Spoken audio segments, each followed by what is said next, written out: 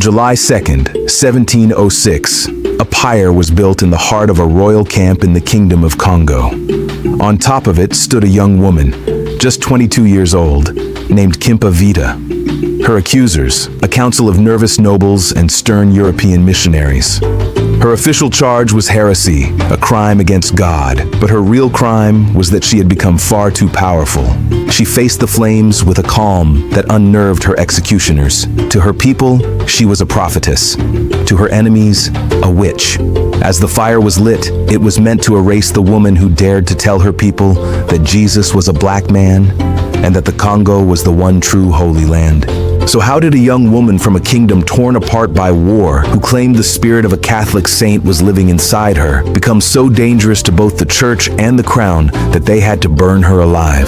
To understand her power, you first have to understand the broken world that created her, a world that was crying out for a savior. The late 17th century was a dark time for the once mighty Kingdom of Kongo. For decades, a brutal civil war had ripped the nation to shreds. Rival royal houses, the Kinlaza and the Kimpanzu, fought non-stop for a throne that now sat empty. The capital city, Mbanza, Congo, which the Portuguese had renamed São Salvador, was now a ghost town, swallowed by the wilderness, a symbol of a shattered kingdom. This chaos was a feast for vultures. The Atlantic slave trade, fired up by European demand, was bleeding the Congo dry. The endless wars produced a steady stream of captives who were sold for foreign guns and goods that in turn just fueled more war. It was a vicious cycle of violence and despair. For the Congolese people, it felt like they'd been abandoned. Their old spirits were silent, and the God of the Portuguese missionaries, with his pale-skinned saints in all the churches, seemed to care only for the Europeans. But into this desperate world, a new voice was about to rise up, a voice that promised not just salvation, but a revolution. Kimpa Vita was born around 1684 into a noble family. From a young age, she was deeply connected to the spiritual world, training as an Nganga Marinda, a respected medium who could speak with spirits. She was also baptized with the Christian name Dona Beatriz, a nod to the Catholic faith that had existed uneasily alongside Congo traditions for centuries. Then, in 1704, at just 20 years old, Kimpa Vita fell dangerously ill. As she lay on what everyone thought was her deathbed, she had a powerful vision.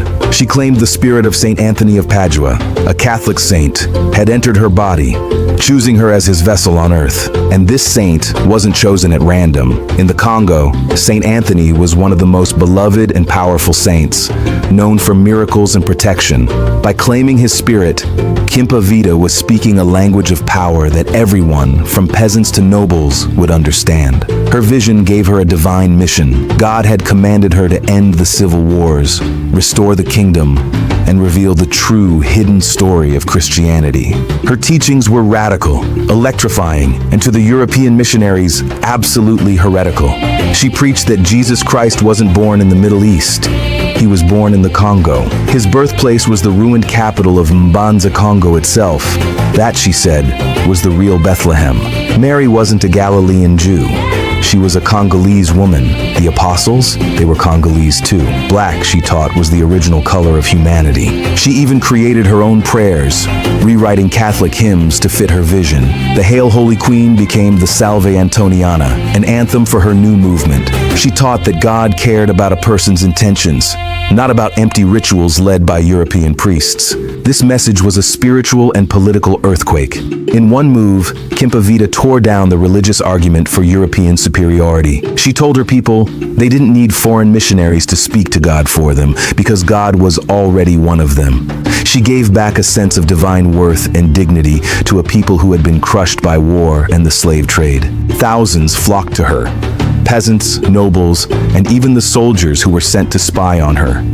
Her movement, which became known as Antonianism, grew into a powerful force. In a bold move, she led her followers back to the abandoned capital, Mbanza, Congo, and they began to rebuild it.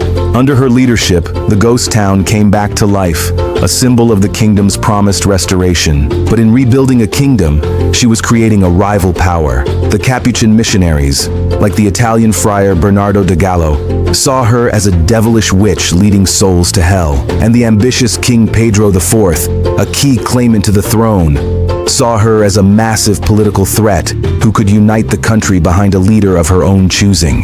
For a brief shining moment, Kimpa Vita was the most powerful person in the Congo. São Salvador was a thriving capital again, and she was its spiritual and political heart. She sent out her own apostles, her little Anthonies, to spread her teachings and call for all the warring factions to unite. She openly challenged King Pedro IV, warning him that if he didn't end the wars, God would punish him.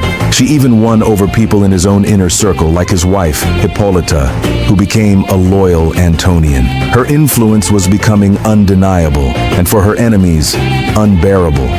So they started looking for a weakness, any excuse to discredit the prophetess and tear down her movement. They found that excuse not in her divine teachings, but in her human body. Despite her own teachings of chastity, Kimpa Vita became pregnant and gave birth to a son. For her followers, this was a complex, miraculous event. But for her enemies, it was the perfect weapon. They jumped on it as proof that she was a fraud. A saint, they argued, could not get pregnant. It's said that the cries of her newborn son led soldiers loyal to King Pedro IV to her hiding place. She was captured and brought before the king. Under intense pressure from the Capuchin friars, Pedro IV put her on trial. The friars claimed they didn't want to try her on religious grounds, so the king tried her under Congo law for the crimes of witchcraft and heresy. The trial was a sham. The verdict was decided before it even started. Kimpa Vita, the woman who had rebuilt the capital and given hope to thousands, was condemned to die. And in an act of ultimate cruelty, her infant son was condemned to be burned with her.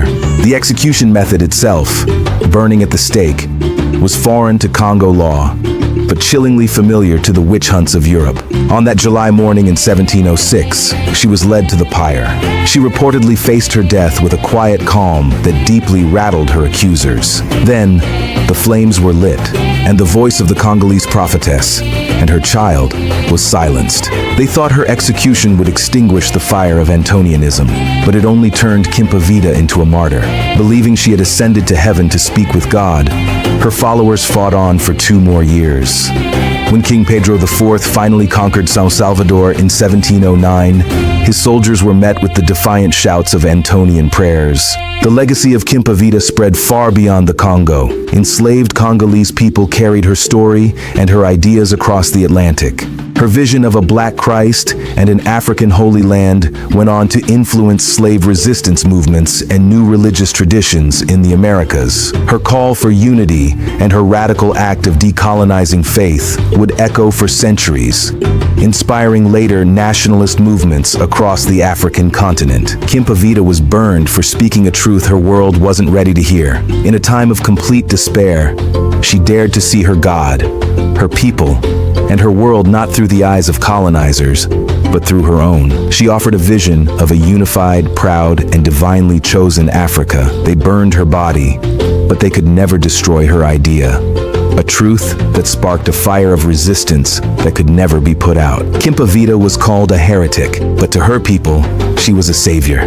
What does her story tell us about the power of belief to challenge empires?